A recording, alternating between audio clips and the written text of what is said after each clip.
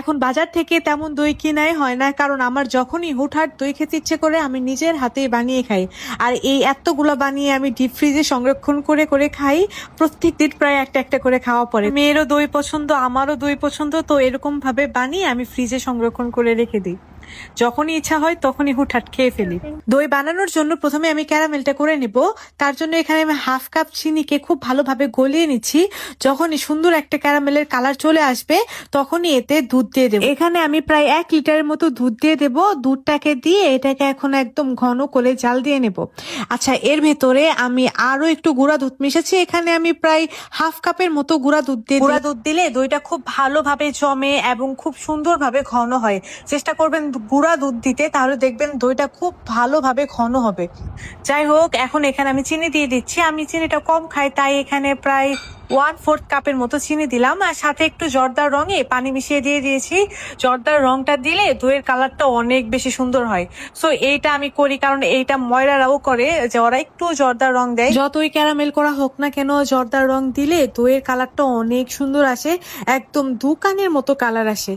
দুধটাকে আমি অনেকটাই ঘন করে নিয়েছি। আর এখন দুধটাকে আমি নামিয়ে নিচ্ছি। দুধটাকে নামিয়ে এখন আমি অনবরত নেড়ে ছেড়ে দুধটাকে হালকা কুসুম গরম অবস্থায় নিয়ে আসবো। মানে অতিরিক্ত ঠান্ডা করা যাবে না, জাস্ট একটা আঙ্গুল চুবালে আঙ্গুলটা তাপ সহ্য করা যায় এরকম একটা অবস্থায় নিয়ে আসবো। আর এদিক দিয়ে আমি 1 কাপের মতো টক দই খুব ভালোভাবে পানি ঝরানোর জন্য ছাঁকনিতে রেখে দিয়েছিলাম, সেটাকেই খুব ভালোভাবে ফেটিয়ে নিচ্ছি। দই বানাতে গেলে কিন্তু অবশ্যই আমাদের একটা দই বীজের প্রয়োজন পড়বে, আর এই দই বীজটাই হচ্ছে টক দইয়ের বদলে আপনারা মিষ্টি দইটাকেও কিন্তু দইয়ের বীজ হিসেবে নিতে পারেন। তো আমি টক দইটাকে খুব ভালোভাবে ফেটিয়ে নেওয়ার পরে ওই কুসুম গরম দুধের ভিতরে দইটাকে দিয়ে এটাকে আবারও নাড়িয়ে চাড়িয়ে নিচ্ছি। এখন এরকম ছোট ছোট মাটির পাত্রে আমি ভরে নিচ্ছি। মাটির পাত্রে বসাচ্ছি, আপনারা চাইলে যে কোনো বাটিতেই কিন্তু এটাকে বসাতে পারেন, কারণ এই দইটা আপনি যেভাবেই রাখবেন না কেন ওইভাবেই হবে। তো দইটাকে আমি বন্ধ ওভেনের ভিতরে প্রায় সারা রাতের জন্য রেখে দিব। ওভেনটা আমি অন করব না, জাস্ট ওই রকম মানে বন্ধ ওভেন, ভিতরে একটু হালকা হালকা গরম থাকবে, ওটাতেই দইটা সারা রাতে জমে যাবে।